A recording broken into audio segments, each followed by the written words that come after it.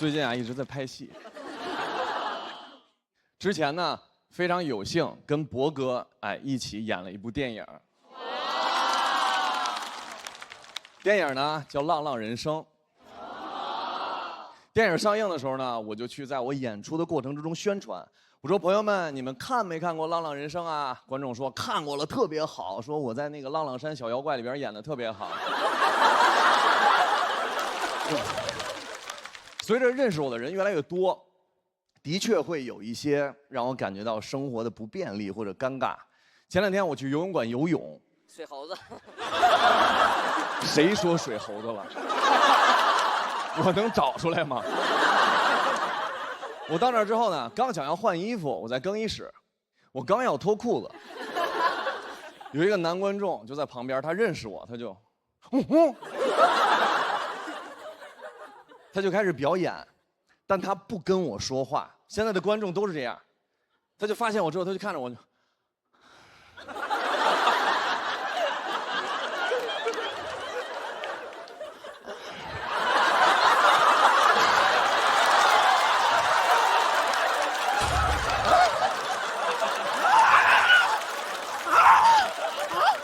当时我就在想，我跟不跟他说话。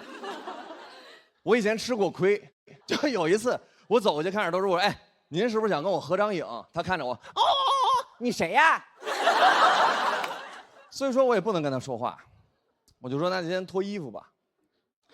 我就慢慢往下脱裤子，我脱到一半，他突从后面过去了，我赶紧穿上了。然后他就在那儿看着我。我说那脱不脱呢？我得游泳啊！我就太难受了，因为这个时候我已经不能搭话了，因为如果他不认识我，在他的视角里，就是他到更衣室看到一个男孩走来看着他，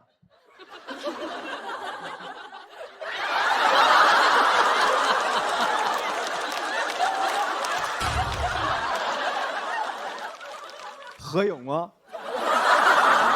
就很怪，所以说我就只能继续脱了，就是换上了泳衣，然后他还在那看我。我想我不能一直让他跟我在这种状态里了，我必须得打破这个尴尬。我说兄弟，哎，你是不是想合张影？没事，拍一张。他说哎呦不用了，我都拍过了。我说删了，我一脱裤子你啪拍一张。删了！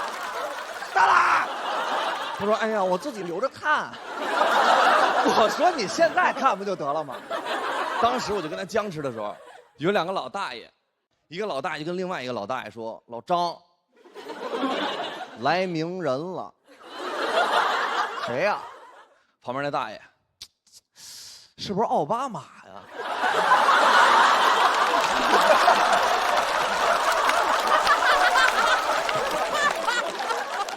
当时喜欢我的男孩就特别激动，因为他们都非常爱我，就像那些兄弟，我能感受到他们眼神里边带着那种炙热。过去跟那个老大爷推销我，他说：“大爷，哎，给您2个关键词。”这是谁？北京。哎，顶流。那大爷啊，鹿晗。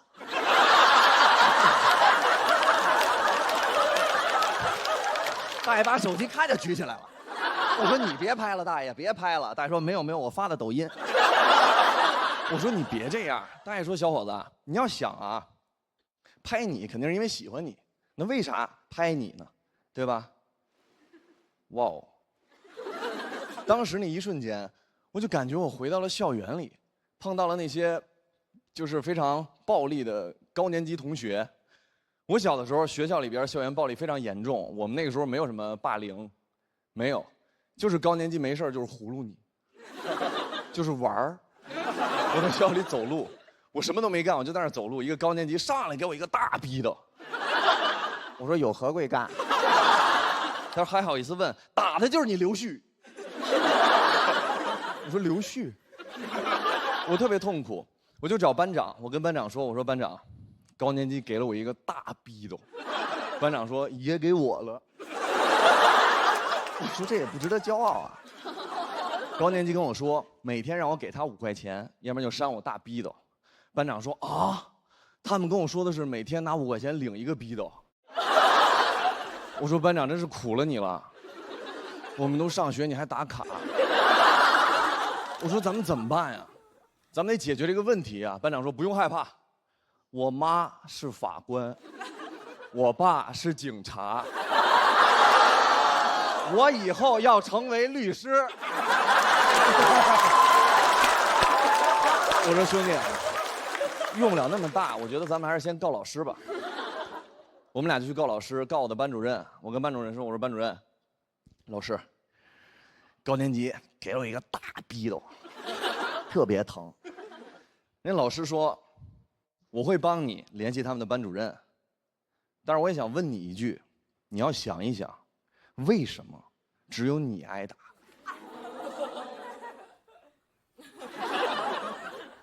我说还有班长，班长不仅挨逼斗，他还买逼斗，他是逼斗斯。我们俩真的很无辜啊。他说那为什么只有你们2个挨打？这是受害者有责论里边最出名的一句话。为什么只有你？为什么只有你？为什么只有你？当时我比较小，我真的想自己的问题，我觉得是我的表情有问题，因为小的时候我非常容易紧张，一紧张我的眉毛就会皱，就会挑。小时候在学校里边看到高年级，我就这样，给这边的观众也看一下，就这样。啊，给看一下，就这样。那个时候，哎呀，行了吧？我背着书包，我就每天，高年级会过来问我说：“哎，你是不是不服啊？”我说没有，大哥，我真没不服。他说你没不服，给我乐一个。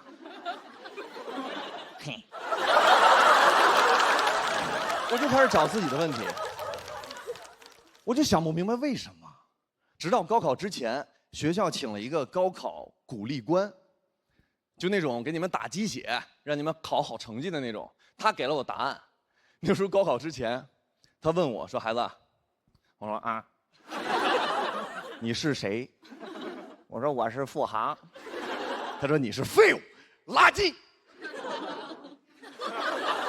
你是废物，垃圾，垃圾，废物，废物，垃圾。我说哇哦。我说那赶紧处理我吧，森森。他说孩子，你记住了，只要你上了大专，别人问你为什么这么废物，你就只能说因为你从小就是个废物，记住了吗？不要上大专。我说我记住了，我从小是废物。我真的觉得我自己是废物，直到我到大专找到了一份路由器投诉电话接线员的工作。跟大家概括一下，就是纯挨骂。我第一天去面试的时候 ，HR 问我说：“孩子，干这个工作，每天要接100-200通不同的人骂你的电话，你能接受吗？”我说：“老师，我有9年工作经验。”那个老师把大耳机给我戴上，说：“孩子，你是个天才。”上岗 ，Yes sir， 我就接了我第一个投诉电话。当时我戴着大耳机，手都在哆嗦，我不敢点，我怕别人骂我。当时我一点，那个大姐上来就说：“你的产品是垃圾，你的能力是废物，你是垃圾废物，垃圾废物。”我当时戴着大耳机，我说：“老师是您吗？您买路由器了？我上您家给您修去。”我说：“什么老师？”我说是你的产品是垃圾，能力是废物，你为什么这么垃圾？为什么这么废物？哇！话术里没有教过我怎么回答，但是我突然想起那个高考鼓励官教我的，他跟我说，如果有人问你为什么这么废物，我当时脱口而出在那个电话里说，我说对不起姐，因为我从小就是个废物。那个大姐愣了3秒没说话，她说：“哎呀，孩子都不容易。”咔，挂了。当时我就知道我能干这个，我是天才。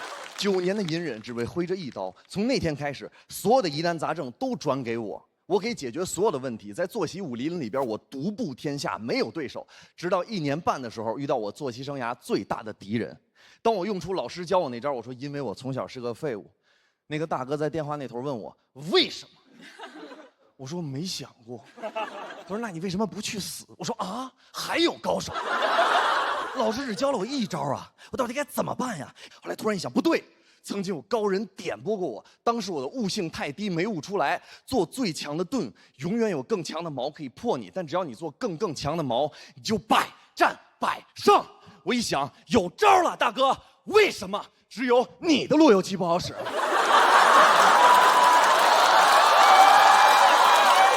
？Why? Tell me why?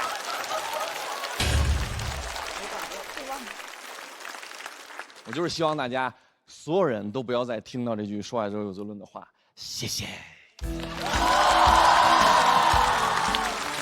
谢谢付航。喜欢付航今天这段表演的朋友，千万不要忘记为他投票。3、2、1，请锁票。再一次谢谢付航。今天这个挺不一样啊。